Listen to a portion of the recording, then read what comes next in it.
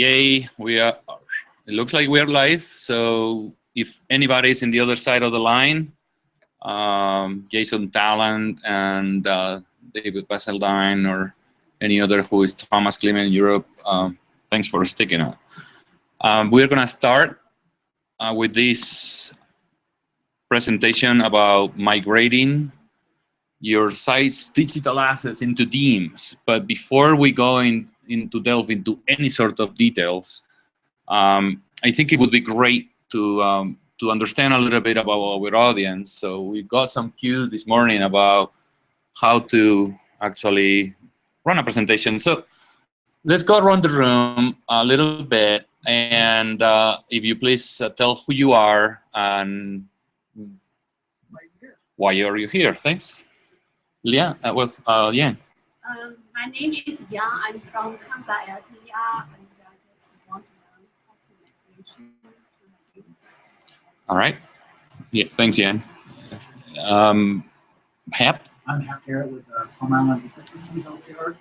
I'm using Drupal 6, DEIMS 1, and I'm interested in going to DEIMS 7 and just the 7. So got something going in 7, and I'm excited to take advantage of the features of 7.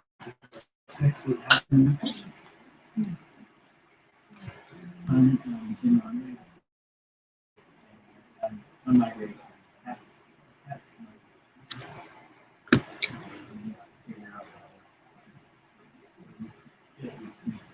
I hope that it serves the purpose. Jason Downing, I'm from Nancy Creek, and just want to stay current on what's happening with all this potential. Thank you.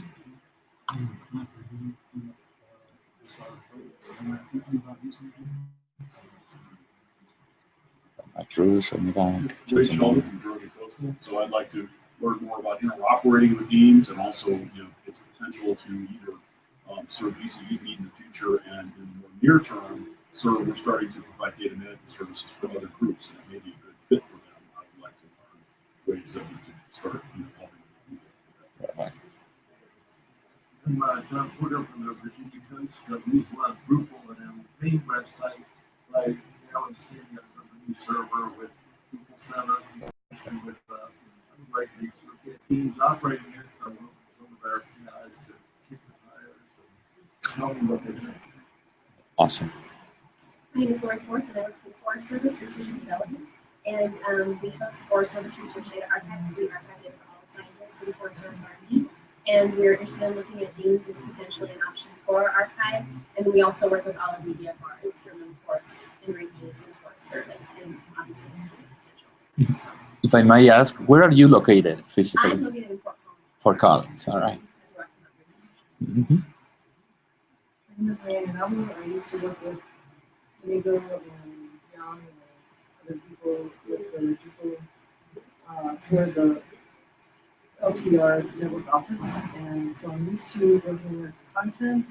I now work for the University of New Mexico in the Physics Department, and we're looking at moving content from different websites into Drupal. So it's not necessarily themes, but it's Drupal migration. Great. So my name is Inigo Sengil. I work at the UNM too, at the Albuquerque, New Mexico. I work as the primary information manager for the McMurdo LTR, McMurdo Dry Valleys LTR in Antarctica. And why we use Drupal and why am I here telling you this story is to build capacity in the network about common tools that serve everybody. And particularly, I like to say that we started about 2005, or I started 2005 with working with the network office in a cooperative agreement. And I got into metadata and content gradually, slowly, and I got to understand a little better the LTR sites. I visited many. I asked many questions to the sites that I didn't visit. And over the years, the same question keep popping about having a central tool to manage all the content and standardize outputs of data sets and so on. So that's kind of why things brought me here. But the before we go into the details of how we migrate into DEIMS, I feel compelled to tell you a story about why would you use Drupal. So what kind of Drupal, what is that Drupal can do for you, right? And I think one of the things that it can do for you is provide a one kind of content. It's a content management system, really, and it's free. It has a steep learning curve, but there is a huge payoff. It will relate content. It will give you a way to connect all your digital assets, your pictures, videos, data sets, publications, videos, and you won't have to be a master on CSS or many of the technologies that are required to produce a really good user experience on the web, and also for the manager to organize all this content in the back end. So it's kind of a solution for sites that they don't have a full-fledged team of system administrators, programmers, web designers, content strategists, and so it kind of gives you a way to provide a little bit of all this, provided of course you learn the content management system. Drupal is not any content type, any open source project. It's a very active and thriving content management system. As these stats are from the last week, it has last week there were 96,000 users actively contributing to the project. There were last week over 2005 code commits. That is to say, about 2,000 different pieces of code were inserted into the main project. And the users exchanged over 4,000 comments about Drupal content management system. There is also a few numbers here about the number of extensions that they are built on top of the Drupal core. The Drupal core is very lean. It doesn't do, the content management system doesn't do a lot of things for you. It just organizes pieces of content, but you have to add additional features if you want to add social media, or if you want to add a carousel of photos, or if you want to use a file system manager in Drupal, and there are about 30,000 of them that you can add to your site with different grades of quality. The themes that you see over there is about 2,000. What the themes do is they provide the look and feel. So think about your wardrobe, not yours, but your wife's wardrobe, and really, right? Where it has a diversity and a variety of things, and you can use different things for the occasion. So that's what it is. And distributions is basically a package. So a distribution in the Drupal context, what it is they have packaged the core of the Drupal, a set of themes, and a set of modules to attain or to accomplish a goal. So for example, if you are in the publishing industry, you will use a distribution to manage publications. If you were into the conference management system, there will be like the COD, the conference open distribution, where you will use to manage and organize conferences. DEIMS is one of such distributions and helps you organize and manage the ecological information that in our case we all have to manage and distribute back to the open community. The other great thing about Drupal, I think, is the community. It's one of the reasons many people stay there. And if you want to know a little bit about the Drupal community and the health of the open source community, you can follow this link over here in the slide where it says Erin Peterson. And it's a talk that Erin gave at DrupalCon in Austin, and she analyzed just the main indicators of health of an open source community. And one of the things where Drupal shone was in the diversity. The percentage of women contributing and being really active in the community is unusually high, and which is a really good sign of health in the Drupal in an open source community. There are many other indicators. I'm not going to talk about that, but if you have the chance, please just go visit, because Erin is a fantastic speaker, and it will just you will learn some great things. The other reason we work with Drupal is because if it is good for Obama, it's also good for us. I mean, there is, in the White House, they have to deliver information that is relevant to all the country, and they have to manage, and it's something that is changing day by day, and there is a lot going on, thousands of letters received, and many things that he has to do, and his team have a great infrastructure to deliver content to basically the constituents. But in our case, so why DEIMS? You might ask yourself, why would you adopt DEIMS? And I can tell you my personal story. You know, it was many years ago that I was in Albuquerque, and I shared an office with Leon and Marshall White, who's no longer with us. And you know, in the context of the network office, we provide services to the LTR sites.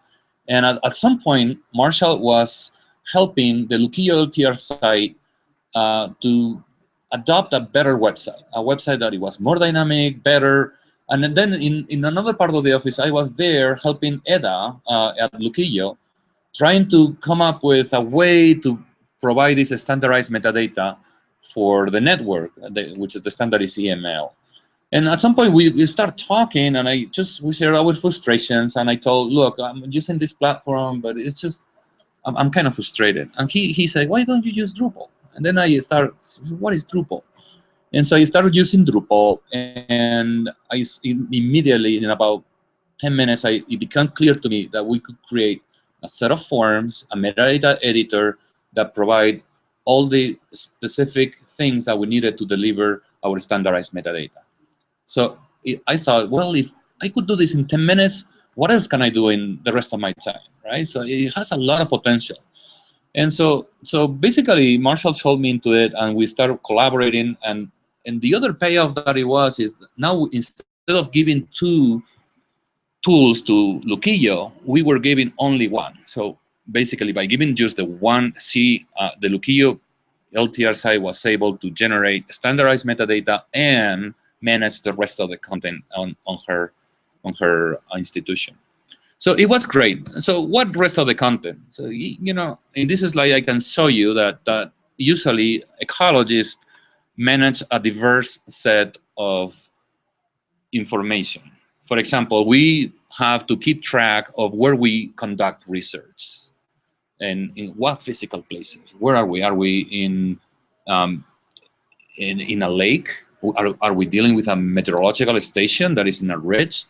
And do we have how many gauges we have, and in which streams those gauges are, to measure stream flow or to measure conductivity? And what are the coordinates of these places? And if we are measuring maybe the characteristics of a glacier, you know, what is the extent of that glacier, and what's the name, and what is physically located? So those things we have to measure and keep track of. But we also have to measure the physical parameters that we are measuring about the environment. So if we are collecting a data set about chlorophyll in a lake, we need to keep track of not only the chlorophyll, but the temperature, the depth in the lake, and many other parameters. Also, all those things have to be not only described, but they are related. The location where that lake is and the instrument that we deploy has to be connected to the measurements that we conduct. And all those measurements and that location are sort of but under the umbrella of a big research project. So all these things which are related, all these information tokens that are different but they are related, they are connected. And managing this in an automated fashion is easy when you only have one project and 3 variables and 3 locations. But in an LTR site or in a Forest Service site, you might be handling hundreds of projects, thousands of variables and physical measurables, hundreds of locations, a lot of people conducting this research, and many publications as a result. So you need something that makes your life easy, but yet it leverages of all this connectivity between the resources. That's why we picked DEIMS, because we could leverage of the Drupal awesomeness and apply for the ecologists. We customized a little bit what Drupal gave us. Now, this is of the LTR sites in the United States. And you see about 26 sites in here in this map. And what I'm going to do is tell you a little bit about the story of the DEIMS adoption. Like I mentioned, we started with Luquillo, and then pretty soon, Cevieta, which is in New Mexico, got wind of our efforts and joined the party. And a little bit later, once we start organizing a working group, actually here in this same location that we are here in 2009, both the Arctic LTR site and the Plum Island LTR site got very enthusiastic about adopting these solutions and came in aboard. And shortly after, we have a number of sites that came in, such as the Jornada LTR and the North Temperate Lakes, which is up there in north. And later, we had McMurdo join the ranks, and the Kansa, which is the last one. But like as John Porter in the introduction said, there are many other sites that are using Drupal just to manage some aspects of the site. And so there is the Virginia Coastal, the Coweta, and the Cedar Creek, and California Coastal, and the Palmer, another site in Antarctica, using Drupal for some aspects of the information management. So you have to remember one thing. Now I'm going to switch a little gears. I'm going to get a little closer to the migration. That's kind of the goal of this talk. Is how okay, I'm sold into Drupal. I heard this is that DEIMS is a great customization for the ecologies. How do I get it? Like, I already have a website, a database, or a content management system, and it's large. The process of migrating all those assets into DEIMS seems a little bit daunting. So could you give me a roadmap for that? So first of all, you need to remember that DEIMS is about 95% Drupal. So you can use the resources that are already existing in terms of documentation and tools that they are already existing for Drupal. I mean, we are not the first people migrating into Drupal. There are other thousands of people who are using the framework, and that before the Drupal, they already had a different way or framework to manage their content. So particularly, I would encourage you to use the migrate framework. It's called migrate. And there are different migration tools in Drupal. So there is another thing called feeds and another approaches. I want to say this is the Migrate by Mike Ryan and Druish and Mosi Weitzman.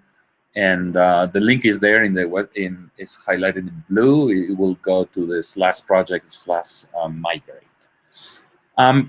So the documentation of it is a little bit verbose, and it's hard to kind of parse out. And that's why we have this opportunity to get together and run you through a case study, right? But there is another source of documentation, more visual, that I found really useful when I personally was learning about migration.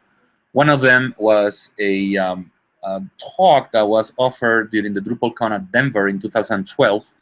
It was called "Getting It into Drupal with Migrate," and I linked the talk right there, the YouTube video in the hyperlink in this slide in the Migrate work.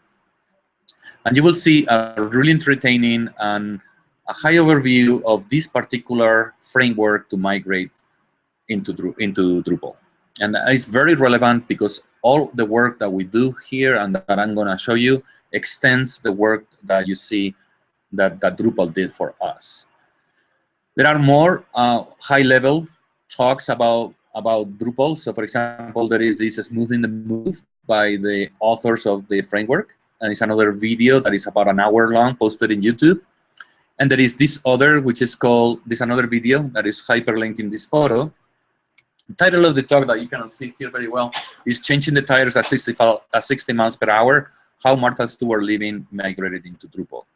You have to think that many of these people large shops that are using Drupal, they cannot afford turning off the server, migrating all the content, and turning on the new server. So it has to be almost a seamless transition. And what I'm going to show you is how to exactly do that. So you can have two concurrent platforms offering your content without the need to turn off anything. You do this live. Okay, so I hope you're ready with all this introduction. So let's move. And what's the first thing that you do when you move?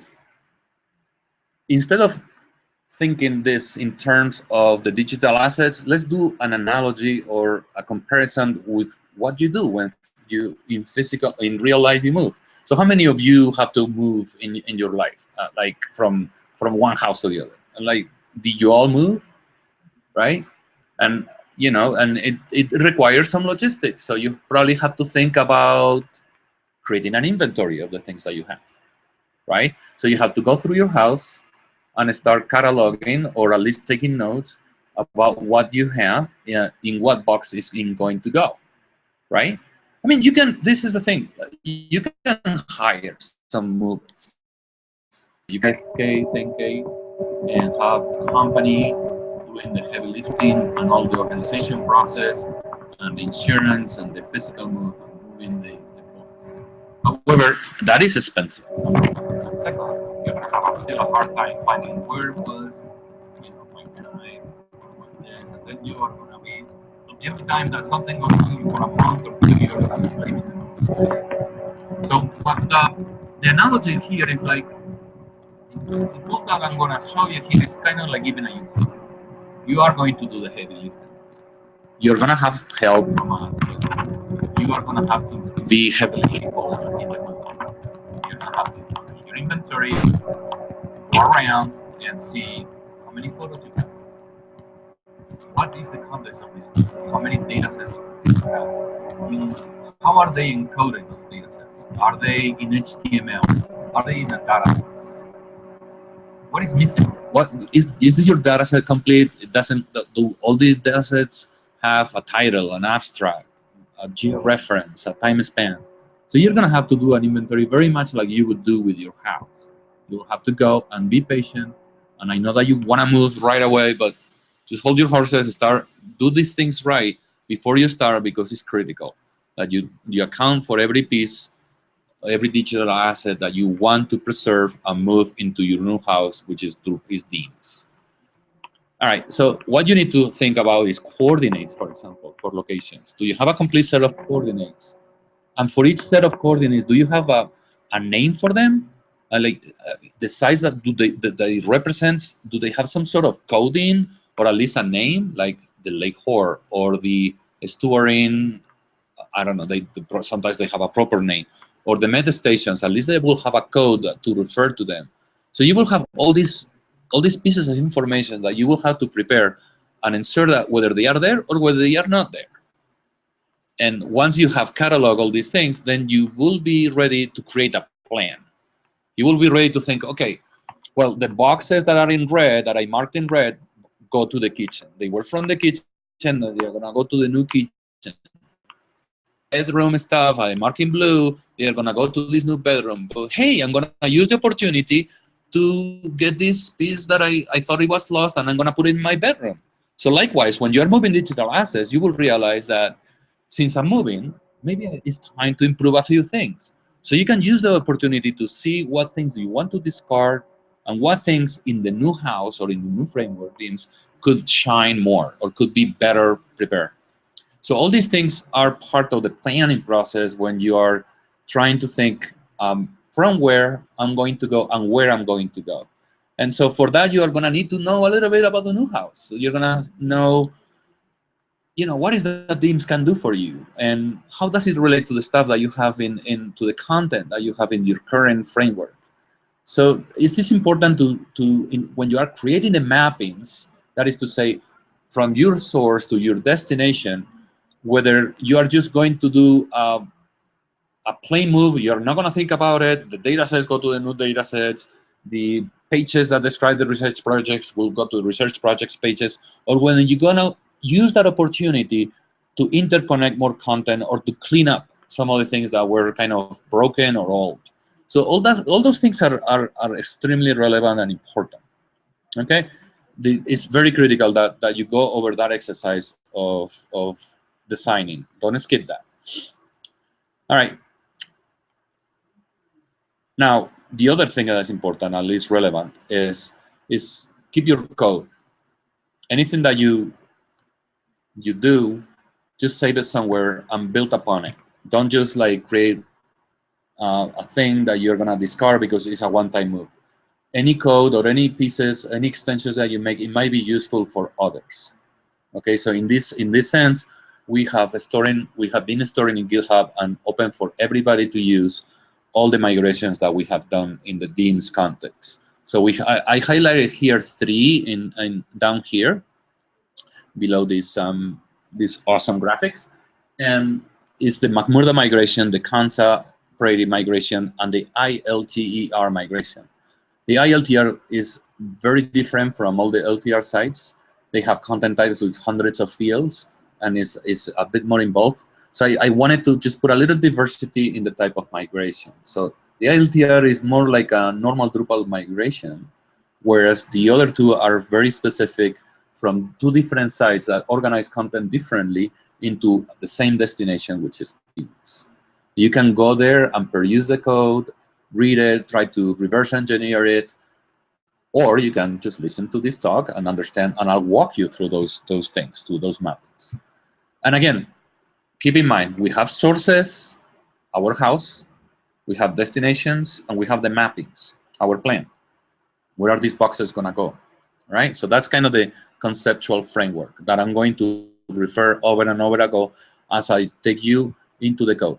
Don't get scared. I don't want to scare the little kitty cats. I'm going to put some code in there, but I'm also going to put an awesome interface where you can see how things done. So I'm going to stop the slideshow. I'm going to dive into specifics, and I'm going to pull up a website that has a live website with a live migration framework. All right, so don't hang on there while I switch my my tool set, and I hope I don't stop the Hangout. All right, so this is a development. Let's see who we actually so far I can read it. You're good. Okay, so if we find like that my audience here cannot see the code because of the contrast, then we'll take a little break to stop the lights. All right, so this is a development version of the DEIMS Kansa instance. It's not the live version or I should say the staging version. Please always get into the habit of working on a development or a staging before you work on a live website. So in this case, as you can tell, this is not the real thing, but it's where we did all the work to try our plan, our migration plans. So we have a website that you can tell that it's already migrated, that it has publications, locations, data. All these things this is the result of our hardcode migration. When we did, and it's very relevant because the Kansa Prairie LTR site, the previous information manager gave us absolutely 0 documentation. We got a set of passwords, and that's all we got. And it was an exercise of discovery. We had to go through the databases that they had. We had to go through the pages. Where is this coming from? So we thought that what we saw is that they have to throw some lingo. They have the websites were run by Microsoft platform. So basically, it was the IIS server and some Cold Fusion or ASP scripts or both, a combo of both, and C# to handle the queries into the backend database servant through the IIS server to the public. It is a sleek and nifty website, and there is nothing wrong with the original Kansa Prairie website, except that maybe, well, the data catalog is just a PDF with a list of data sets. So, we thought it'll be better served in DEIMS with a dynamic data catalog, with faceted search, with all the cool features that DEIMS has to offer you. So, but it was an exercise of discovery. We saw that, well, it's not an option because there is no metadata in a database. What you want is really structured content when you are doing a migration. The more structured, the better. So a database is highly structured. That will be you are in a really good position if your sources are in a relational database. And there are other things that provide a great deal of structure. XML documents, those are, it's like a portable database in XML, and it's prone for serving for interconnections between different architectures. So XML is an excellent way, And in the network, we have done a tremendous effort in the LTR network to encode all of our data sets in XML. So another way is just CSVs. If you have information in CSVs with some logic, that could work well. The HTML, which is the page sources of the web that many of us have, is okay. It's not because the browsers, the internet browsers, are very forgiving. Even if you have a not very good HTML, they will still render awesome content. It's not great to have HTML as a source, but you can live with it. And then there is, more chaotic content, maybe Word documents or things like this. The bottom line in this message is that know your sources, see how structured they are, and know that you are in a better position with relational databases and XML or JSON or structures like this than unstructured content. That doesn't mean that you can have a great structure but fail with bad content. You can have an awesome database, but your content is incomplete. So those are considerations that you're going to have to go, because there is no migration that is going to be perfect. At the end of the day, no matter how hard you try, you are going to end up with your site about 90 or 95% migrated. And there'll be some manual work that you're going to have to be ready to do to finish off the little details. All right, so yeah, in the process of doing the inventory of your sources, see what comes from where. In case in the concept ready, we developed migration. So now I'm going to click menu. So just hang on. As you can see, I'm logged in as an administrator, and in the content tab, I have a whole menu that is called migrate. It has a configuration and a dashboard. Remember, this is already done. I'm just showing you what we did. So in this case, we have 3 types of migration groups, and they are structured from the source. From where are they coming from? Think the kitchen, the living room, the bathroom. Imagine that.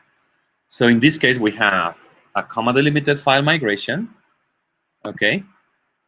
And we have basically the watershed. It was a spreadsheet that contained information about the watersheds in the concept ready. So basically the codes, the names, and the coordinates. All right, and as you can tell in this dashboard, it was imported a few days ago, and it gives you some metadata about what happened, right? So 57 different locations, watersheds that is were migrated and into DEIMS. We also use, because we didn't have highly structured content for the data sets, but we have EML, that XML structure, we use an EML migration to move the content into DEIMS. That's one of the benefits of creating a structured metadata, right? And now you can leverage in many ways. So the EML migration, what it did is took all the information that we had in EML and migrated. So we have divided the migrations in blocks of the XML. We have the data set per se, the keywords, the files, that is to say, by the files I mean the data files, the physical CSVs or things like this. And the data file, which in the EML lingo is basically the descriptors of the physical CSV. The header lines, the variables, the columns, the name of the columns, the units used. All that is taken care of by the first migration. So so we have that, and we have it written for McMurdo, so we are reusing that for the concept. And I basically had to tweak a few things, but not very many, and that was great. The last thing is we have a SQL server in like I said, they are run by Microsoft. We had a SQL server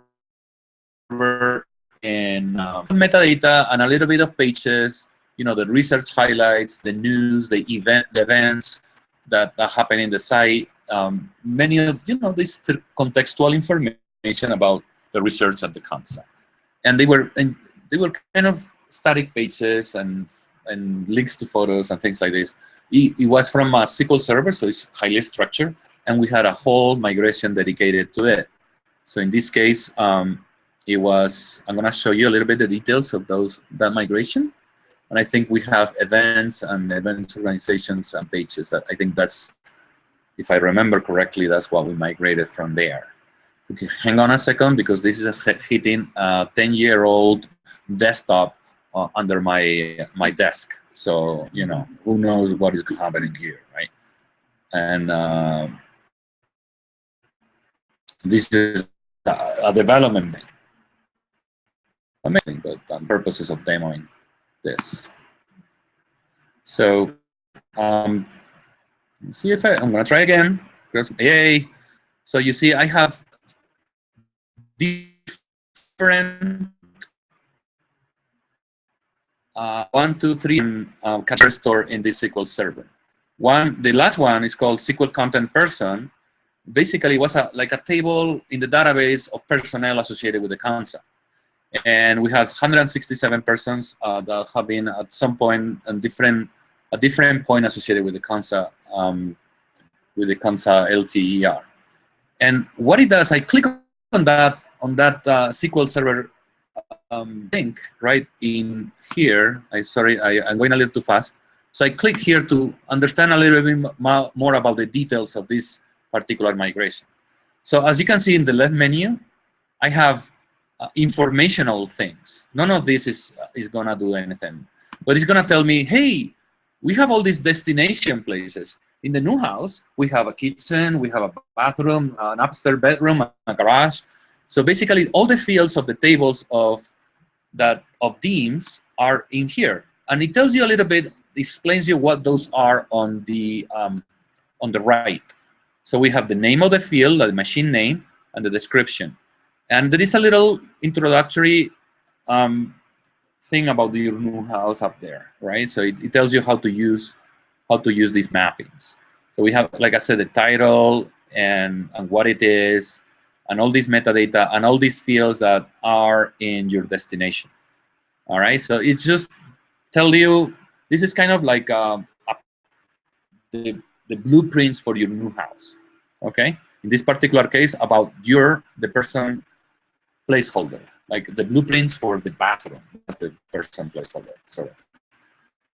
We also, and the sources are the SQL Server personnel tables. As you can see here, there is all the fields that are in the data table person from the SQL Server. And again, this is description. It just gives you an inventory of the things that they are there. And these are automatic. You don't have to code any of this.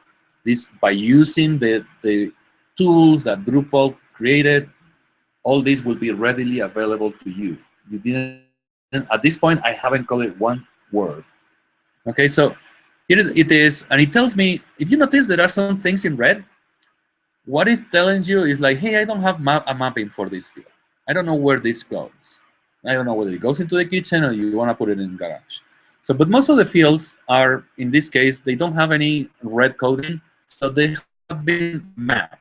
And you see that in the map vertical tabs, the mapping done. And here it tells you a very important information. That is, in this sort of tabular format, you see the destination on the left, the field where it goes, and the source. So in here is where you say, hey, the red boxes that I pick up from the kitchen go into this cabinet in the new kitchen. So and most of it is going to make sense. So we had a field called fax that is going to go into the field fax. So it's going to be pretty simple for the most part. The field email in source is going to go into the new field email. Now, here is we start to see differences. Yan Xia had in her SQL server a field called deliver point. So that is not going to go into deliver point. It's going to go into the field address and subfield thoroughfare. So likewise, you have to find those mappings. You have to find, like, where goes the city? Well, the city happens to go into the field address column locality. So this thing might take, that's why you need to know a little bit about the destinations as well as the source. Since you might not be fully aware of the backend of the destination, what you have to do is contact one of the DEIMS experts. You come with your sources, you know very well of your old house. We know very well the new house. And we can talk. I'll tell you when you say, well, I have this for the city. And I say, oh, right here.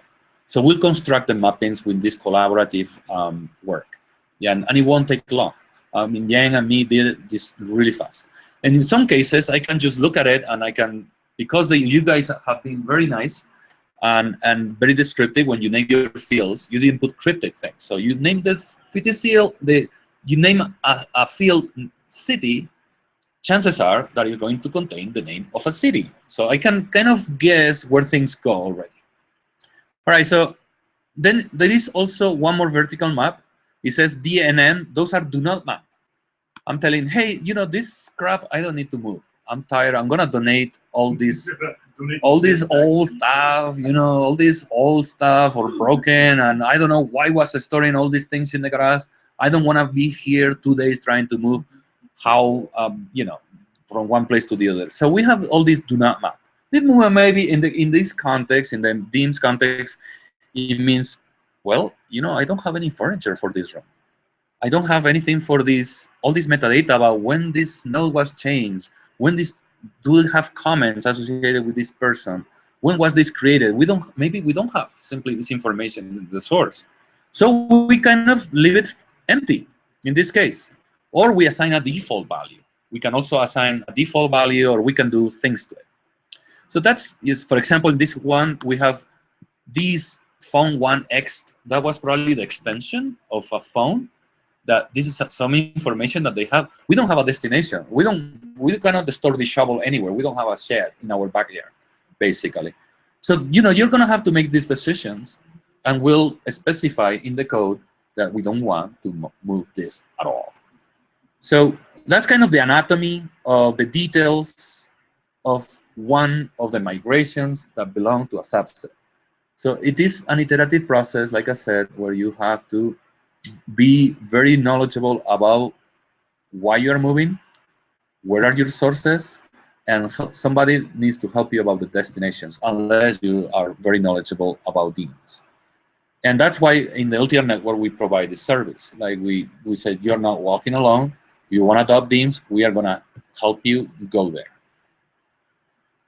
All right, so this is a really awesome GUI because it allows you to import. So all I have to do is check one of these boxes and say I have all these operations, and I can say execute, and it will import all those. Once you configure your mappings, it will take everything from the database source and put it in your new house. And basically, actually the day of the move, the day that you hit the road with your U-Haul. That's what you do. However, there is a little variation. Sometimes you are not satisfied how things were. Like you thought that you know these knives go into this cabinet, but they are not good. In real life, that you're stuck. Not here. In here, you can roll back. So you can say, hey, just let's do this again. Just pull all the content out and let's begin again. And let me tweak. These knives don't go into this cabinet. They will go into this other one. This is closer because this other cabinet is closer to the dishwasher or whatever. And so in this case, in this context, what you would say, well, look, the photos of the personnel are not showing in the website, so we need to redo this and see what it went wrong. So that's why this framework affords you the ability to go back and forth until many iterations until you are satisfied. And remember, we are working in a development site. We are not working on the real deal. You also have options. You can say, hey, I don't want to move 3,000 entries from the personnel directory. I can limit to maybe 10 people to see whether it goes right. So I can say limit to 10 and then hit execute, and it will just get 10 people. And so you will get a sense of if the mappings that you did are correct. So if the information is showing up nicely in the new website. So this is all really good. Now you say, hey, you're showing me an interface. What about in the backend? How tough is this? It says, well, luckily for us, most of this has already been done. So there are classes in the programming language. There is classes that have been written to migrate from CSVs to Drupal 7, in this case, which is the underlying architecture of DEIMS. So all we have to do is kind of customize a little bit those classes. The classes from migrate are very straightforward. You have a function that is called add field mapping. And you tell add field mapping takes two inputs. One is the name of the field of the source, and the other is the destination name, the field destination name. And that's all you need to do. You say city goes to field address colon city. That's all you need to do is input two numbers. You also need to say, to provide another piece of information. What is the name of your database if you're migrating from a database? And what kind of connector are we using? So basically, you in another method or another function, you say the name of the database is KNC meta for consa metadata maybe, or whatever the name of the database source is. And you tell also, you specify the connector to the destination database. If it is a CSV, you are going to have to tell where is the CSV located in your file system. Well, it's in /home / blah, blah, blah, blah. All the path to your CSV where the content is. If it is an XML, you have to tell where is the XML. So it's somewhere in your file system, and you provide that path to this XML. And once you have provided that information and you have done your mappings, there is one more thing that you might be wanting to do.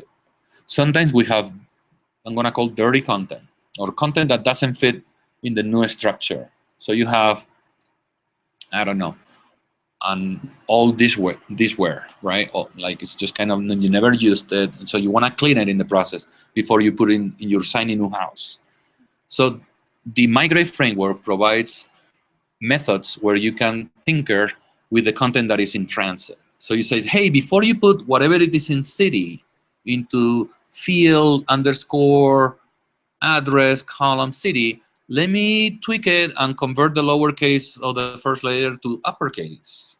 Or let me tweak it and remove the white spaces. Or let me remove the markup that might be associated with this field. Or if there is no email associated with this person, let me put like a default email or things of that sort. You can sort of manipulate your source content in the process of moving into the new house, right? Into the new final destination. So that's kind of, in a nutshell, how the migration will go. I want to show you a little bit how that code might look like, right? So this is another in DEIMS, but out of the box, we provide already a customization or basically a U-Code with predestinations if you were using DEIMS, the early versions of DEIMS.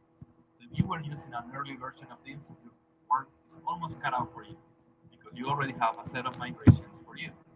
We know the old house, we know the new house, we know everything. We just, if you have XML, because we know our XML, not the PDP, but we know the EML, then we already have a migration for you. PDP wouldn't be that hard. You know how to do a crosswalk to email. We wrote the crosswalk, so it's all good. But chances are that you are going to have things that have never been migrated before. So we'll have to study a little bit those and create the mappings. So I want to show you, and don't run away. I want to show you a little bit of the code that I've been describing sloppily here.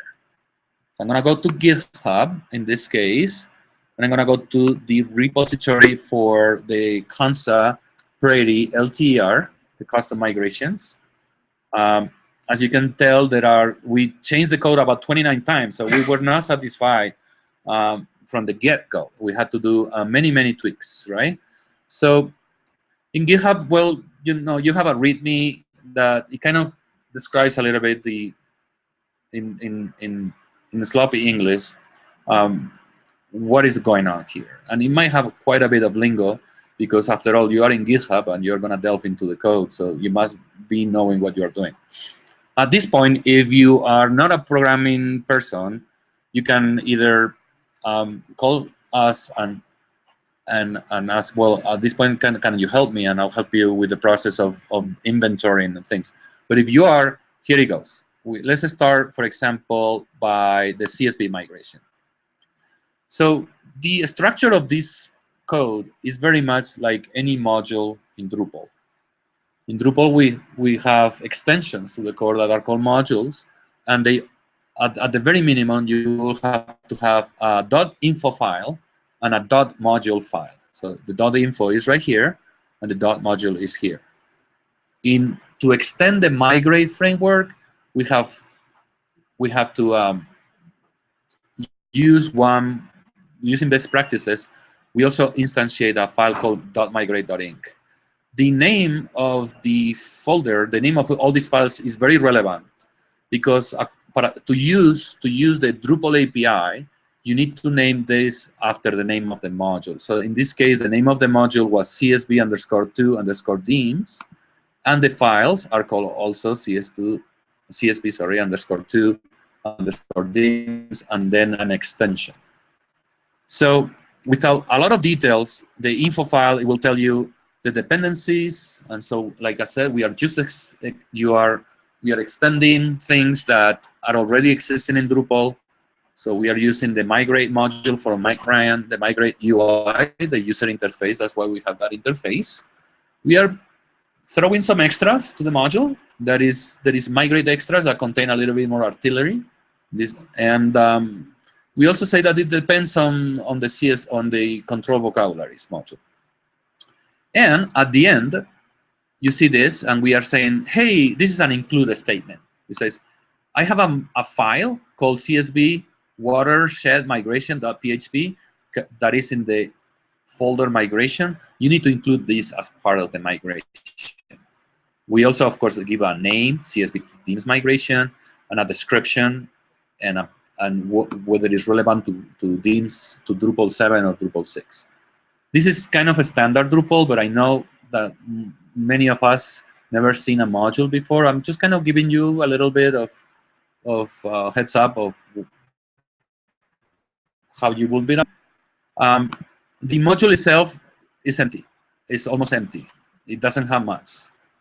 It defines a parameter, and it just provides the a descriptor, a hook info, where we instantiate the migration module. And the heavy lifting is done in the migration folder in this class. This is where we do most of the work. We do have the migrate.inc that basically says,